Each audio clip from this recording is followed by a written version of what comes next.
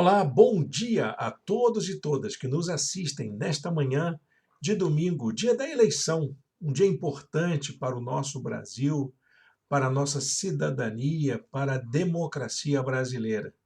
Eu espero que você esteja disposto a cumprir com o seu dever cívico de escolher os candidatos que vão representar a nossa sociedade, tanto nas casas legislativas quanto no poder executivo.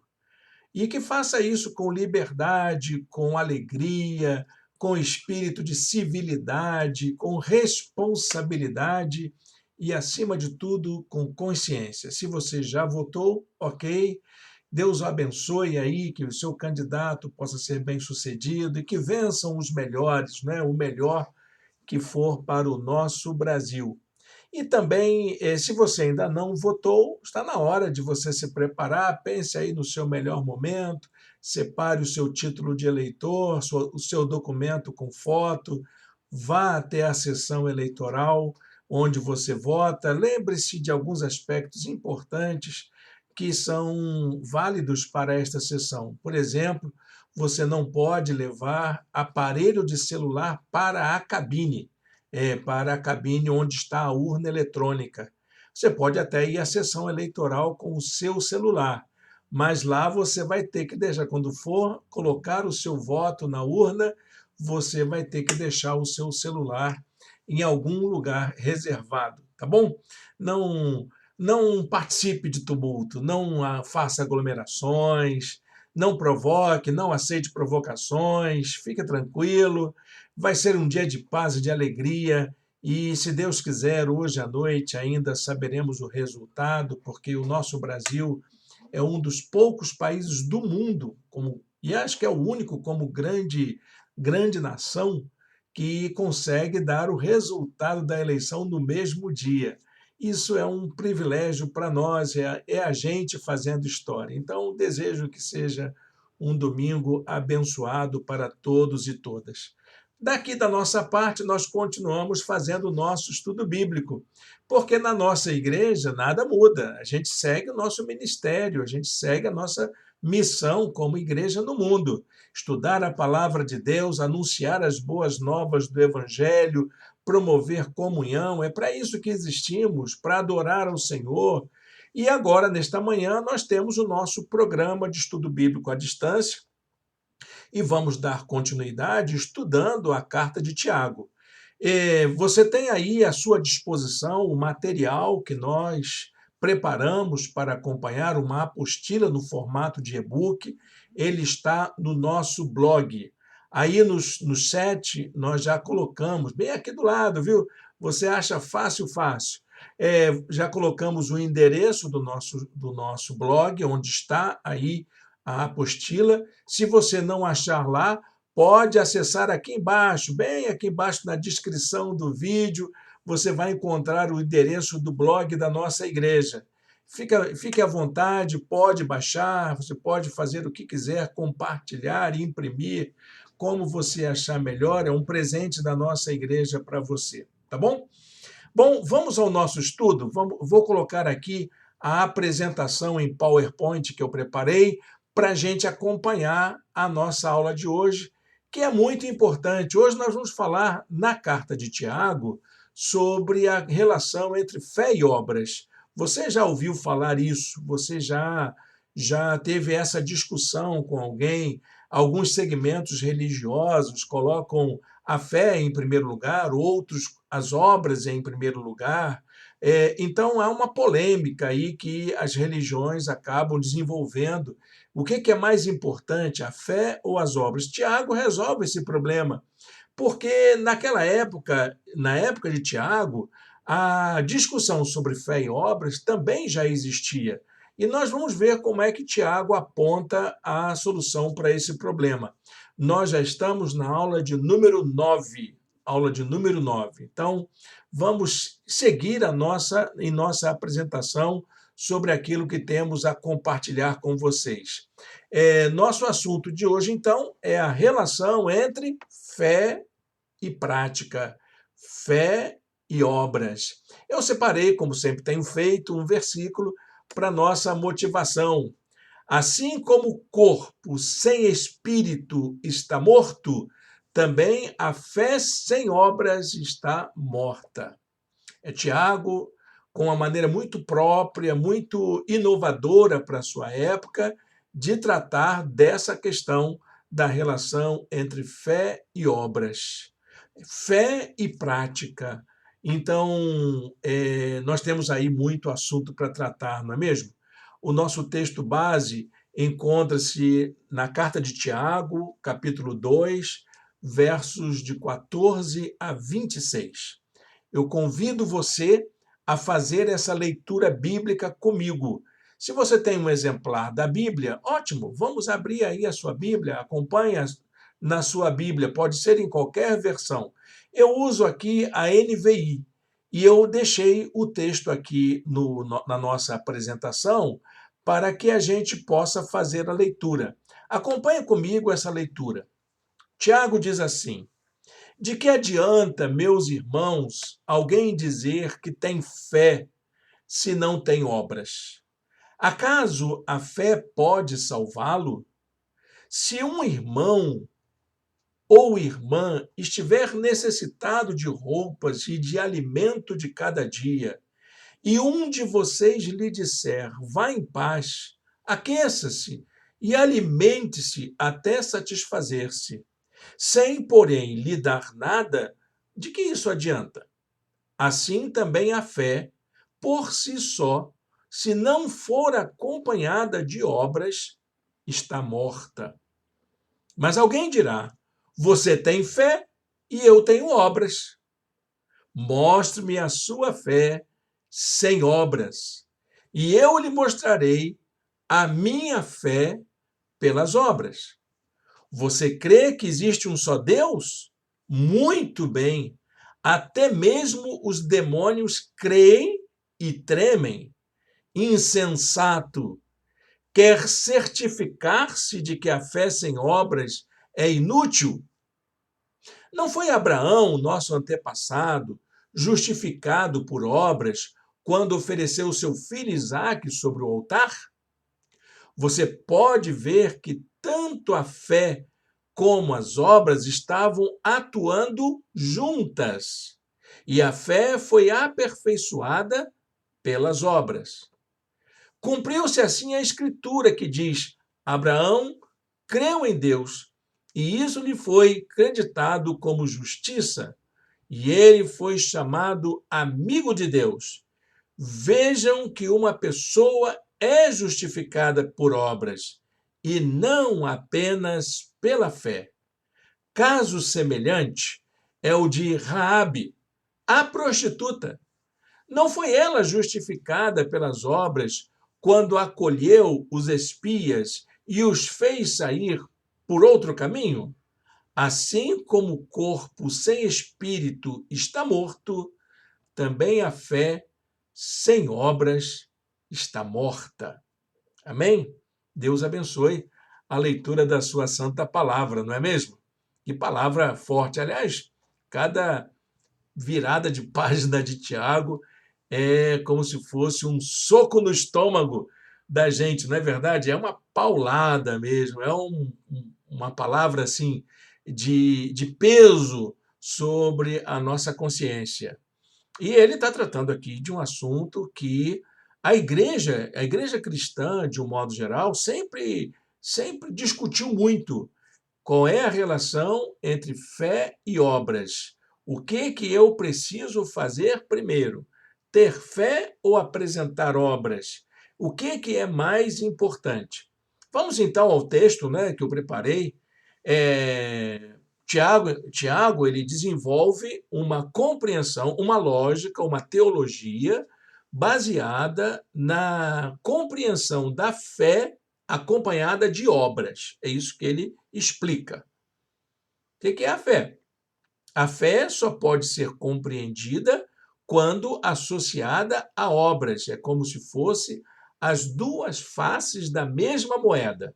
De um lado você tem a fé, do outro lado você tem a obra. As obras, né? Vamos falar no plural porque é isso mesmo.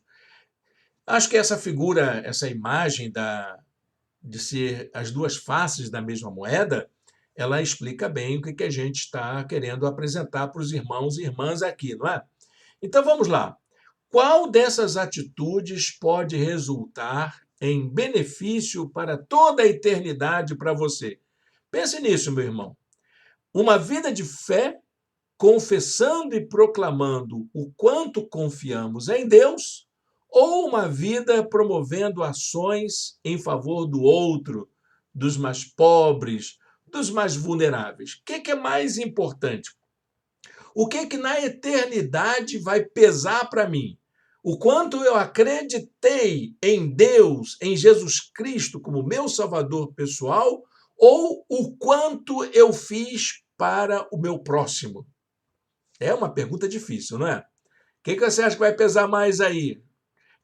No dia do juízo final, você vai ser julgado pelo quê? Pelo que você fez pelos pobres? Ou pelo que você acreditou em Jesus, por ter aceitado Jesus como seu salvador pessoal? Olha que pergunta difícil, né? É uma pergunta muito difícil.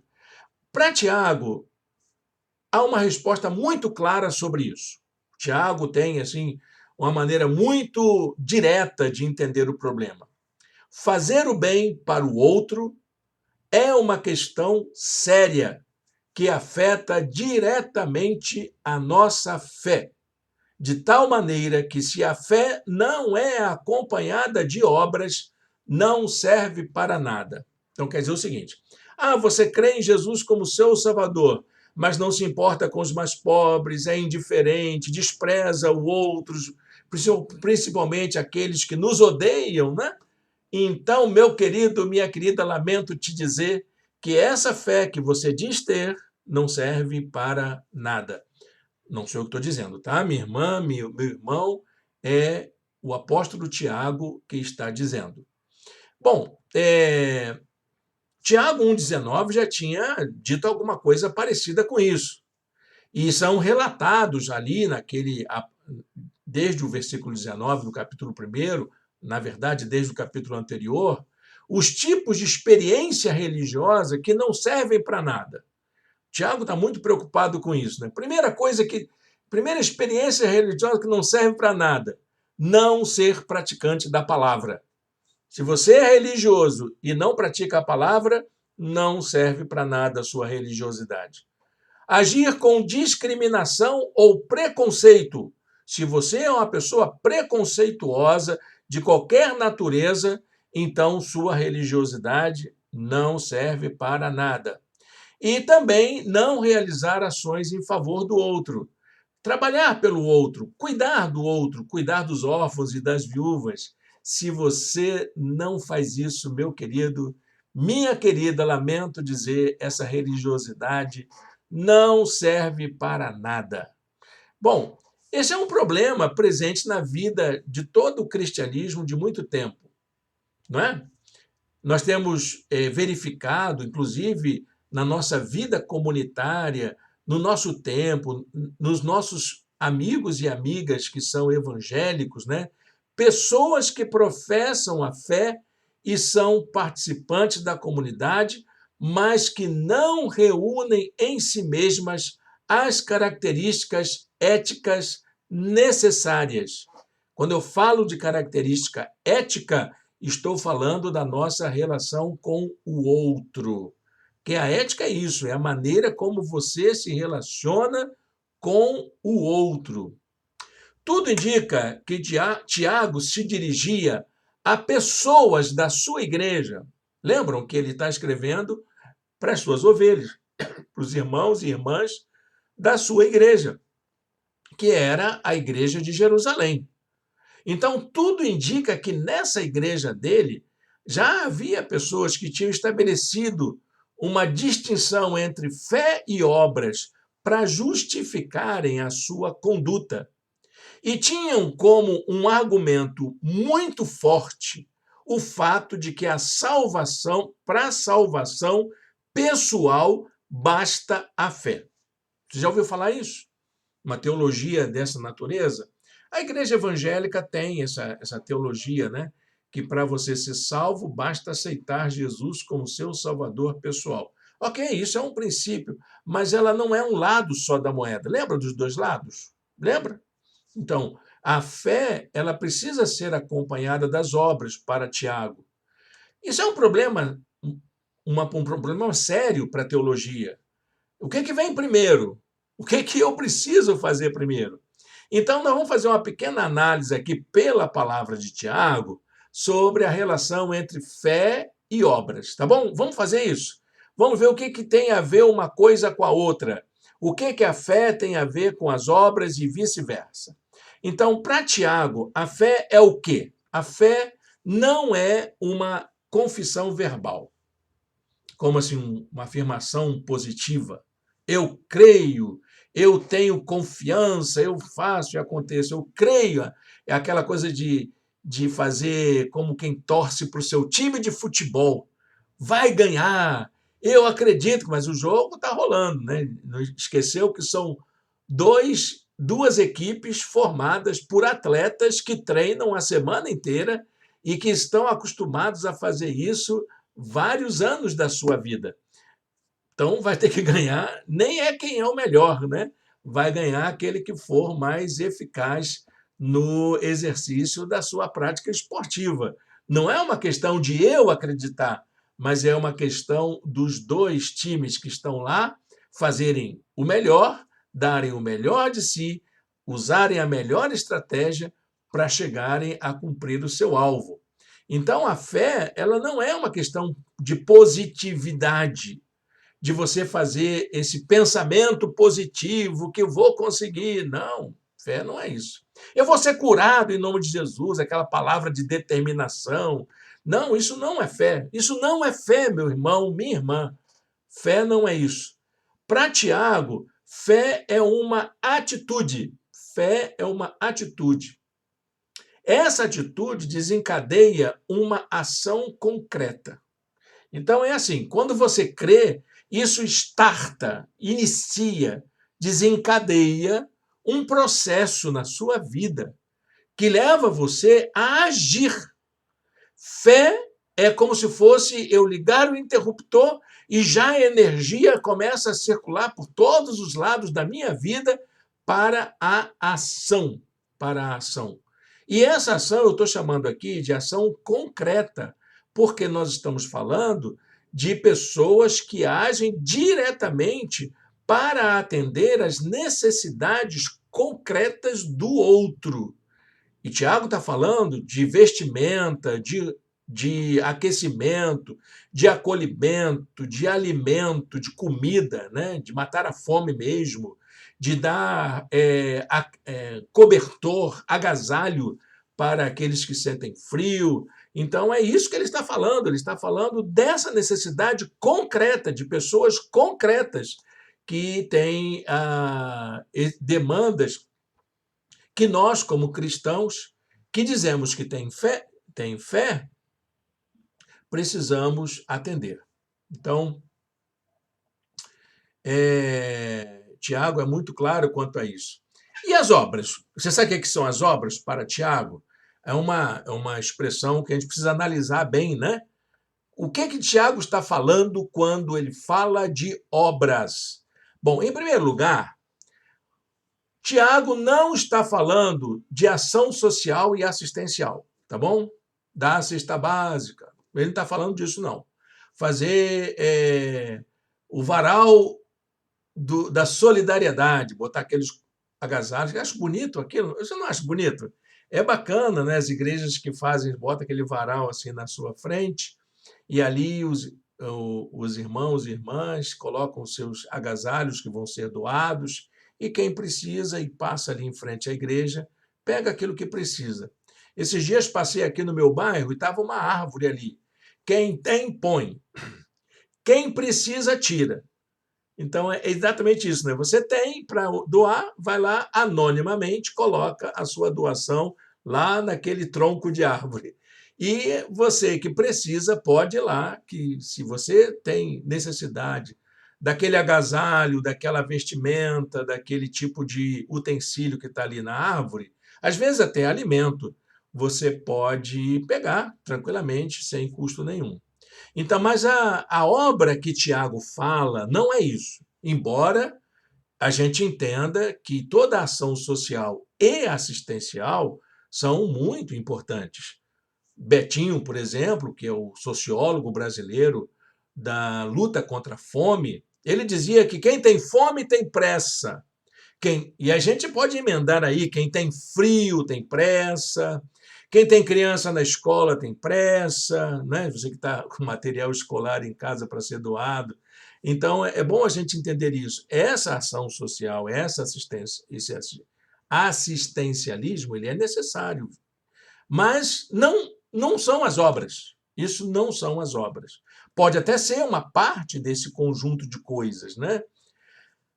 Para Tiago, obras também não se refere a exigências legais, nem obrigações morais.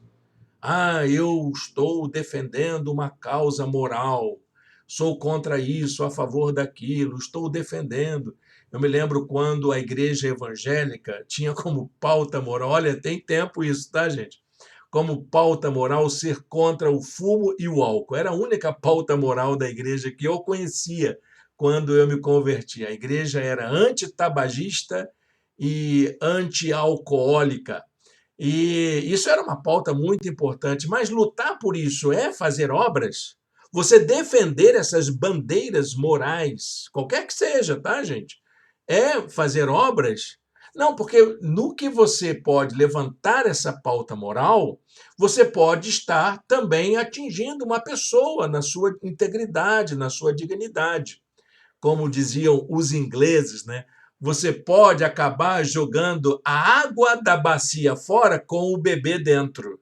A gente precisa ter muito cuidado com essas pautas morais quando a gente levanta essas pautas morais na igreja.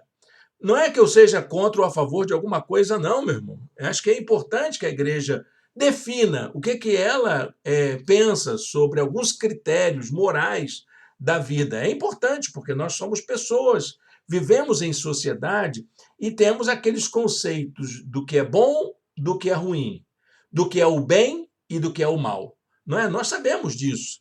Mas não que eu faça disso uma batalha. Eu não preciso fazer uma batalha sobre isso. E isso não são obras, não são obras. Defender uma pauta moral, uma causa moral, social, não é obra. Não é obra para Tiago. Obra é o que então? As obras têm a ver com as atitudes necessárias para uma vida cristã saudável e coerente no mundo. É tudo aquilo que eu e você fazemos, eu e você, tá bom, gente? Isso não é programa de igreja, isso não é proposta doutrinária, isso é eu e você.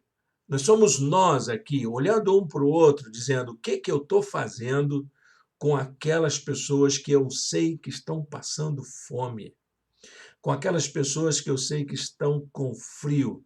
Eu consigo dormir em paz, comer em paz, sabendo que existe alguma pessoa ao meu alcance que não tem? Você consegue? Consegue ficar tranquilão aí na sua casa, tranquilona, sabendo que alguém ao seu alcance, perto de você, está sofrendo privações? É disso que Tiago está falando.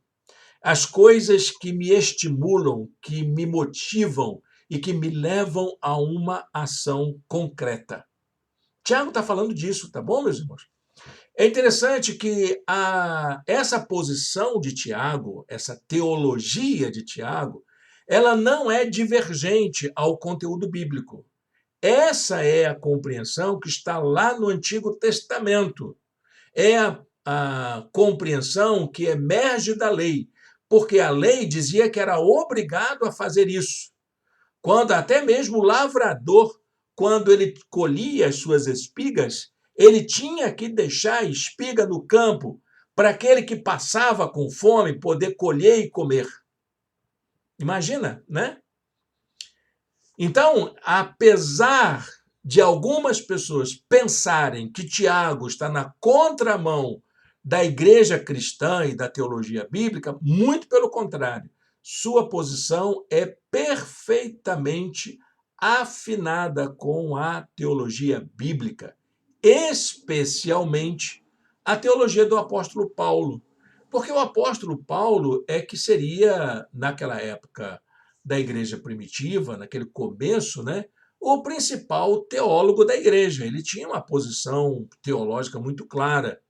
E alguns teólogos hoje veem divergência entre Tiago e Paulo. Parece que tentaram encontrar alguns modos de dizer: Tiago pensa uma coisa, Paulo pensa outra coisa. E, de fato, num primeiro olhar, pode parecer assim. Eu separei 2 versículos para a gente ver como que essa compreensão de Tiago, quando a gente pega um versículo só de Paulo, ou 2, né, como eu vou fazer aqui, olha, estão pensando diferente. Por exemplo, Tiago 2,24, Tiago diz assim: vejam que uma pessoa é justificada por obras e não apenas pela fé. Aí vem o apóstolo Paulo e diz assim, Romanos 3,28, pois sustentamos que o homem é justificado pela fé, independente da obediência à lei. Temos 2 caminhos, né? Um diz que é justificado pela obra e o outro diz que é justificado pela fé. Quem é que está com a razão? É esse o problema que nós temos? Bom, quando a gente vê esses versículos apenas pelo que está escrito neles, a gente vê contradição, sim. Não vamos ser, né, como é que eu vou dizer assim? Não vamos ser ingênuos, né? Porque existe contradição, sim. Os versículos eles estão apontando para caminhos opostos. O problema é que, quando a gente olha mais um pouquinho o contexto em que esses versículos surgem, nós vamos observar que eles estão falando de situações completamente distintas. Então vamos ver o que cada um está falando. Quando Tiago fala de obras, ele está falando de atitudes necessárias para uma vida de fé na vida comunitária. Fala de uma relação de comunhão. Então, obras têm a ver com solidariedade, tem a ver com generosidade, são atitudes. Atitudes que nós cristãos temos que tomar por causa da nossa identidade, quem nós somos. Já Paulo, o que ele fala na sua fala? Ele fala de obrigações. Paulo fala de obras da lei, coisas daqueles dogmas, daquelas exigências legais, requisitos legais para alcançar a graça divina. Então, presta bem atenção. Obras para Tiago é atitude. Obras para Paulo são obrigações legalistas. Isso quer dizer o seguinte: para Paulo, ninguém precisa cumprir obras legalistas. Ninguém precisa ser que nem fariseu. Ninguém precisa, porque você tem que subir o monte todo mês, você tem que acender vela para não sei quem, porque se você não fizer o ato religioso A, X, Y, Z, você vai para o inferno. Paulo diz, isso não existe, gente. Ninguém precisa fazer coisas religiosas, obrigações legais, para que possa ter acesso às regiões celestiais. E Tiago vem e diz, olha aqui, meu amigo, você tem acesso, né, às regiões celestiais, você é um crente, né? Então mostra aí o que você anda fazendo, quais são as suas atitudes. Você é um egoísta? Você é um ganancioso? Você é um sovino? Então, meu amigo, tem alguma coisa na sua vida que precisa ser corrigida. Porque a fé, ela tem que ter acompanhada dessas coisas. Ela tem que ter acompanhado de práticas de amor cristão, meu irmão. Senão Senão você não entendeu nada. Você não entendeu nada. Se isso não tiver acompanhado de um gesto solidário, de compaixão, de perdão, de amor, de coração aberto, olha, você não entendeu nada do que é ter fé. É claro, você não vai deixar de ir para o céu por causa disso, né? É o que o Paulo diz. Você não vai deixar de ir para o céu por causa disso, mas que você vai ser um peso para o evangelho, eu tenho certeza que sim. Peso para a sua família, peso para a sua comunidade, peso para a sua sociedade, peso para os seus amigos, por não entender o elemento básico da fé cristã, que é transformar a sua vida numa pessoa generosa, numa pessoa fraterna, numa pessoa gentil, numa pessoa solidária. Olha, meus irmãos, precisamos fazer isso, não é? Precisamos. Então, Paulo e Tiago não são opostos, tá bom? Eles são aproximados. Sendo que Tiago está falando de uma coisa, Paulo está falando de outra. O que Tiago está falando mesmo? Está falando de atitude. O que Paulo está falando mesmo? Está falando de obrigações da lei. Nesse aspecto, os dois concordam. Os dois concordam. Ah, mas como é que você pode chegar a essa conclusão? A diferença, então, olha só para a gente recuperar essa distinção que estamos fazendo, está no contexto em que a palavra obras é empregada. Tiago está preocupado em responder a uma questão. O que eu preciso para demonstrar o que creio? Vou perguntar melhor, como está escrito aqui. O que preciso fazer para demonstrar que creio? Você é um crente? Você faz o quê? Hein? Ah, só vou à igreja. Não estou nem aí para quem está sofrendo. Ah, tá. E você é crente, né? Estou nem aí para os pobres. Então, e você é crente?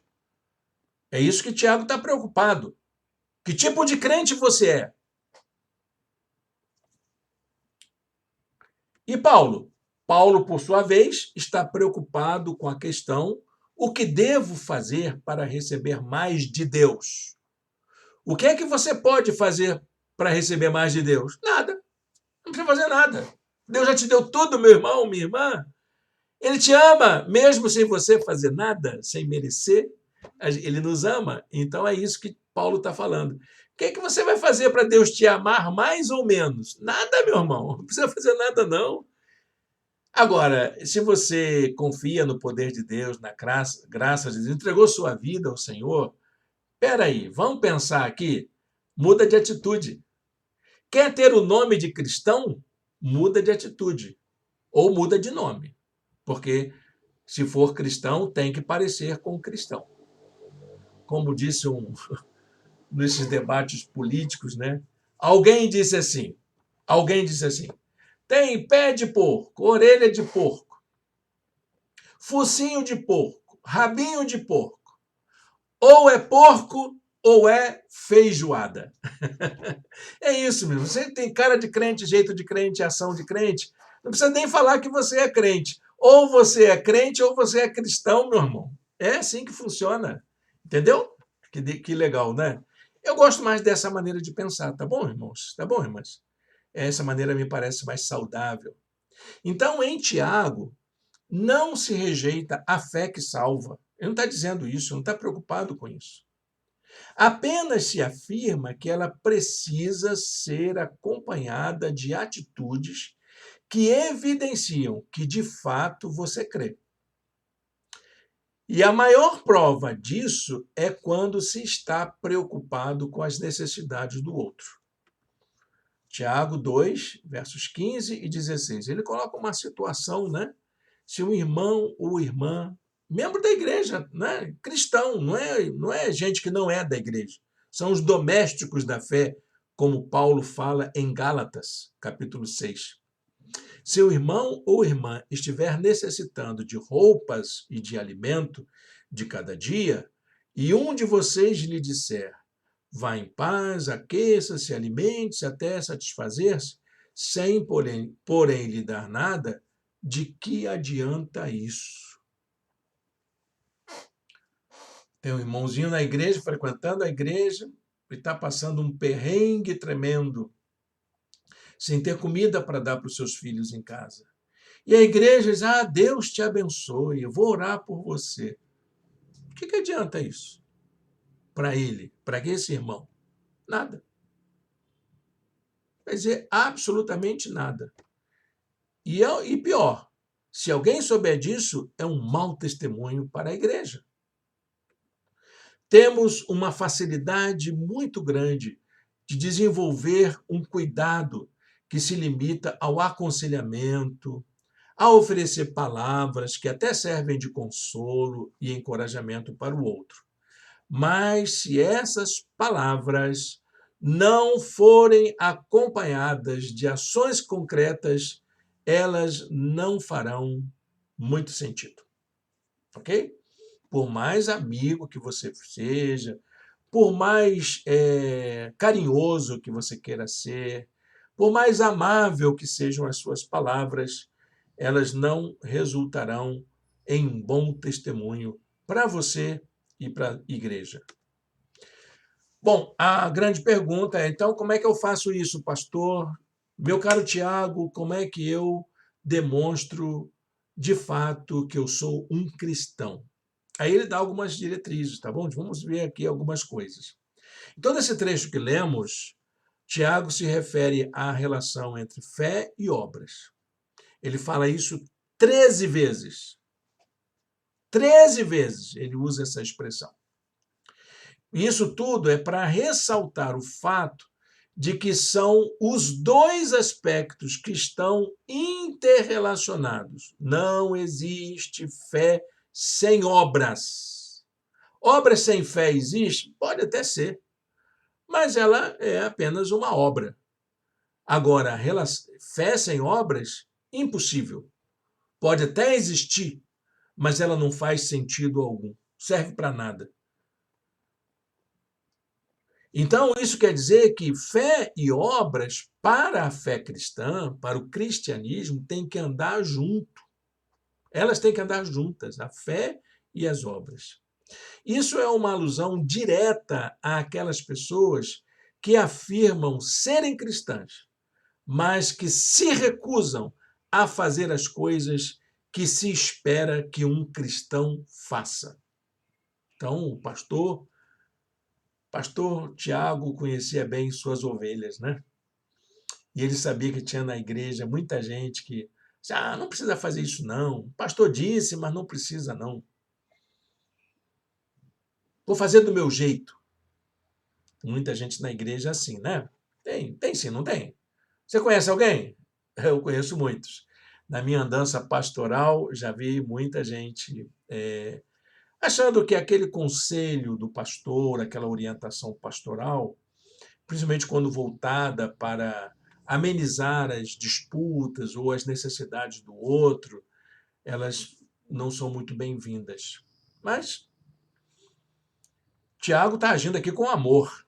Ele está tendo toda a paciência do mundo para explicar para as suas ovelhas como que eles poderiam ser cristãos melhores. É isso que ele está querendo mostrar. Tiago está preocupado com o fato de como alguém demonstra que é verdadeiramente um cristão. Por isso, ele nos instrui como podemos promover ações concretas que se direcionem para as necessidades do outro.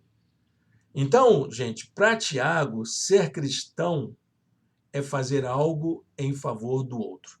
Gente, se você tiver ele impresso, sua apostila impressa, dá uma notadinha aqui, ó. Ser cristão é fazer algo em favor do outro. Tá ok? Essa frase é muito importante. Ser cristão não é alguém alienado do outro. Não é alguém que vive fora do mundo ou no outro mundo. Ser cristão é alguém que está no mundo, fazendo o bem para o outro. Tiago 2,17 diz assim: assim também a fé por si só, se não for acompanhada de obras, está morta. Então, Tiago ele faz uma distinção aqui. Ele fala da fé acompanhada de obras e ele fala da fé sem obras. São duas coisas distintas. Tem aqueles que têm a fé acompanhada de obras e tem a fé sem obras. Aí você vem e pergunta, mas existe, pastor, a possibilidade de fé sem obras? Tem! O Tiago fala isso. É a fé dos demônios. Fé sem obras é fé dos demônios. Olha que coisa curiosa, né? Olha, ele não teve papas na língua. Ele disse: fé, meu amigo, sem obras é coisa do demônio. É do capiroto, é do cramunhão, é do coisa ruim, é daquele que não se pode dizer o nome. Olha, Satanás é o autor dessa brincadeira de mau gosto jogada para cima da igreja, esse negócio de defender fé sem obras. Eu estou aqui exagerando um pouquinho, porque Tiago está dizendo assim, quando ele fala isso, ele fala assim, não que ele está querendo fazer uma doutrina de demônios. Eu até anotei isso, né? Tiago 2,19 diz assim, você crê que existe um só Deus? Muito bem, até mesmo os demônios creem. Creem de que modo? Que existe Deus. Que Deus é bom, que Deus é abençoador. O diabo crê nisso. Só que ele está falando isso num tom de ironia. Ele está aqui usando ironia, tá bom, gente? Ele fala assim, mas pastor, a Bíblia tem ironia? Tem, aqui está uma. Tiago está usando do recurso da ironia para poder reforçar o seu argumento. A referência a demônios aqui tem, então, o tom de ironia. Tiago não está interessado em uma teologia acerca dos demônios. Pastor, demônio existe?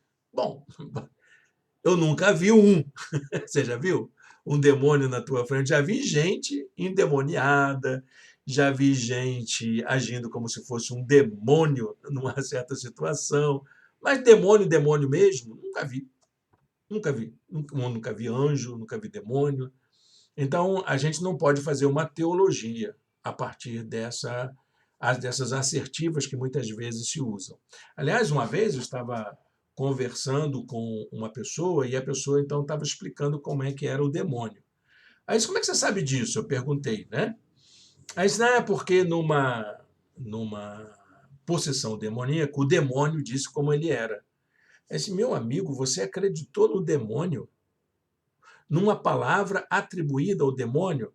Olha, se era ele, pode acreditar numa coisa. A primeira coisa é que o demônio é o pai da mentira. O demônio é o pai da mentira. Então, fazer teologia a partir daquilo que o demônio acredita, que o demônio diz, isso não tem cabimento.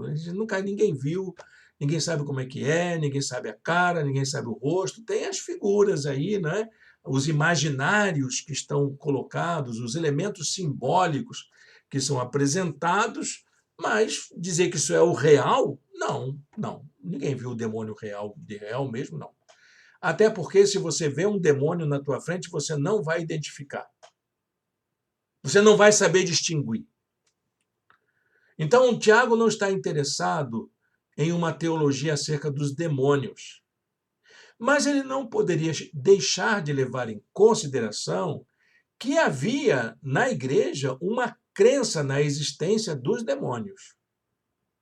Sendo assim, a forma que esses demônios compreendem a Deus poderia ser até melhor que a de muitos cristãos que nutrem uma fé sem obras, porque os demônios se sensibilizam, eles tremem diante de Deus, enquanto muitos já se tornaram insensíveis em relação à dor do outro. Para a gente pensar, né? É uma situação bastante... Por isso que é uma ironia, porque faz esse jogo de palavras para fazer a gente pensar. A minha fé é mais parecida com a fé dos demônios ou com a fé que Jesus propôs de amar ao próximo como a si mesmo? Então, Vamos partir aqui para uma análise. Ele faz um levantamento das ações concretas que nascem da fé. Quais são as ações concretas que nascem da fé? Como seria desenvolver a fé acompanhada de obras? Então, Tiago emprega dois exemplos bíblicos. Ele tira do Antigo Testamento dois exemplos. O primeiro é o de Abraão e o segundo é de Raabe. São histórias bíblicas que estão lá nos livros históricos, né? Abraão está em Gênesis, Raabe está no livro de Josué. Esses exemplos servem como modelos das duas atitudes que devem acompanhar a nossa experiência de fé. Abraão e Raabe são exemplos de pessoas na Bíblia que acompanharam a obra e a fé em sua experiência de vida. Então, quem são eles então? Primeiro, nós vamos encontrar Abraão. Abraão é visto como um exemplo de generosidade, uma disposição de abrir mão de tudo, inclusive do seu próprio filho. Não é assim que está na história bíblica? Deus pediu a Abraão o seu filho como prova de fé e ele foi lá, cumpriu. Subiu o monte com o menino, carregando os gravetos, levando o cutelo na mão. O menino, cadê o cordeirinho, papai? Ele foi até o local, construiu o altar, chegou a levantar o cutelo para poder imolar o seu próprio filho. E aí o Senhor o impede. Diz, não, tá bom aí, Abraão. Eu já estou vendo que você acredita mesmo.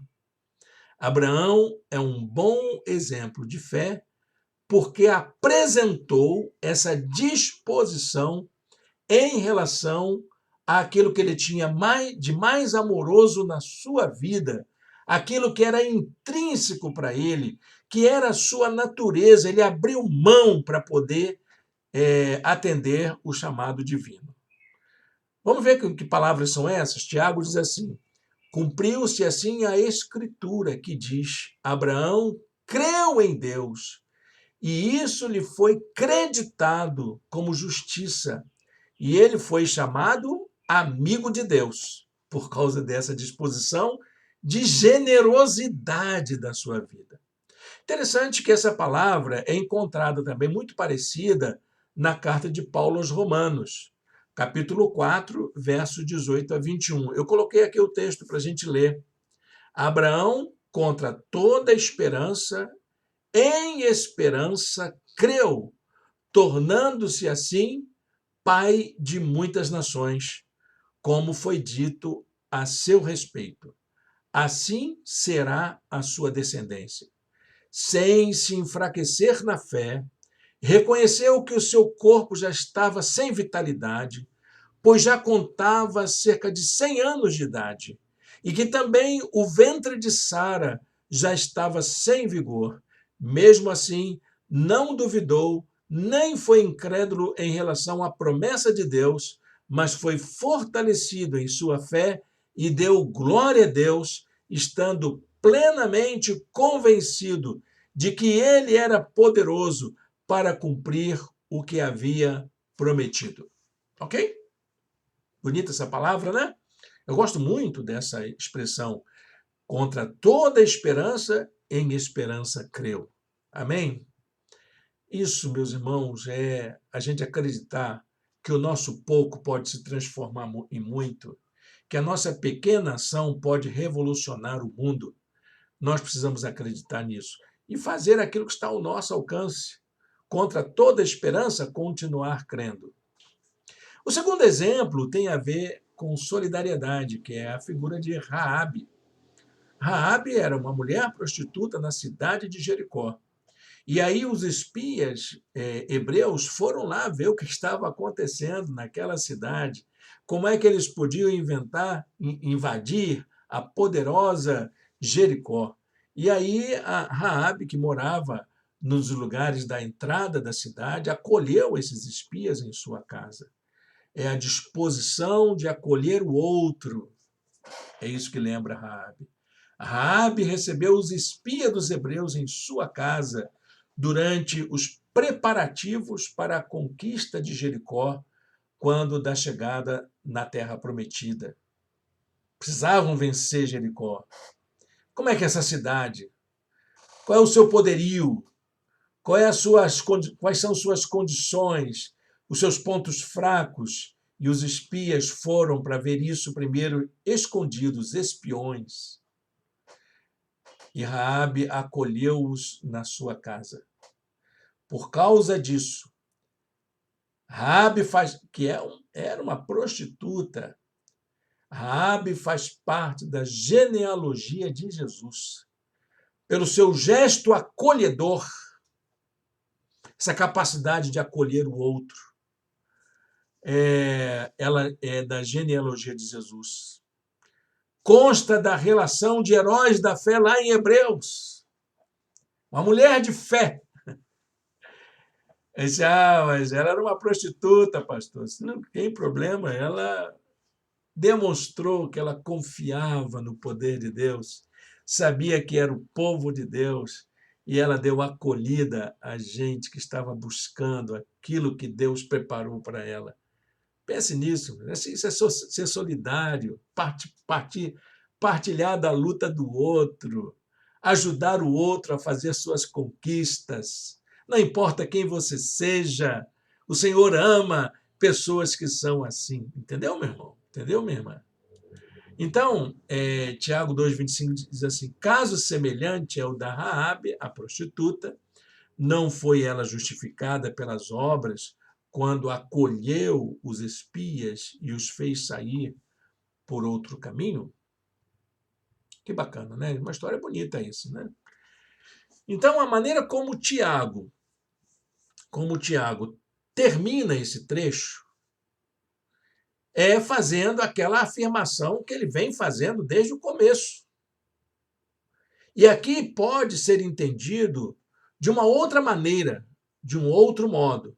Ele vem e diz assim: uma fé que não seja generosa e solidária não serve para nada. Amém? Guarde isso na sua vida, meu irmão, minha irmã. Guarde isso na sua vida. Para terminar nossa aula de hoje, vamos fazer aquele momento do aprender a viver. Nós estamos fazendo isso desde a primeira aula, né? Jesus deu o maior exemplo de renúncia de si, de entrega pessoal de sua vida pelo bem do outro.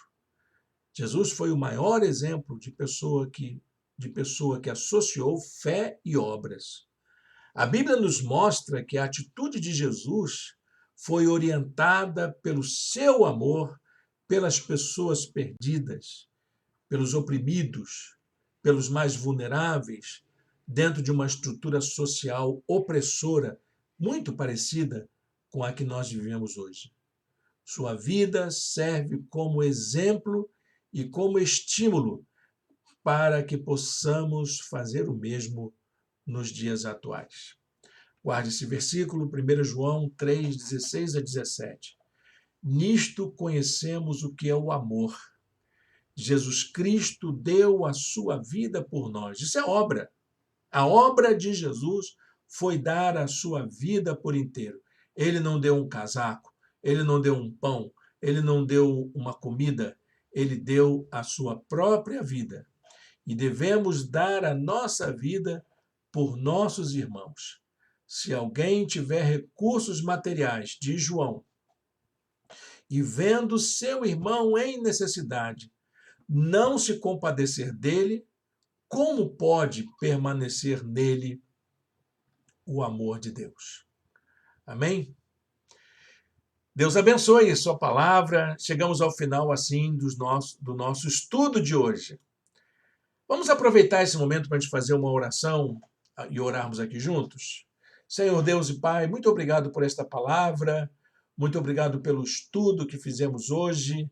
E abençoe, Senhor, o nosso Brasil nesse dia tão festivo, que seja um dia de paz, de alegria, um dia de festa para toda a sociedade, por participarmos da festa da democracia. Ó Deus, ajuda-nos, ó Deus, a sermos cidadãos conscientes, participativos. Nos ajuda também, ó Deus, a sermos pessoas que demonstram a nossa fé pelas nossas obras. Nós te oramos em nome de Jesus. Amém. Amém, meus irmãos? Nós estamos chegando ao final da nossa aula, né? E eu quero agradecer aqui a sua presença entre nós. Muito obrigado por você estar conosco. Muito obrigado pela sua vida e que a gente possa ter uma manhã de paz, um dia de paz hoje. Desejo um bom domingo, um domingo de democracia para todos e todas. Hoje à noite, às 18 horas, nós teremos a transmissão da mensagem.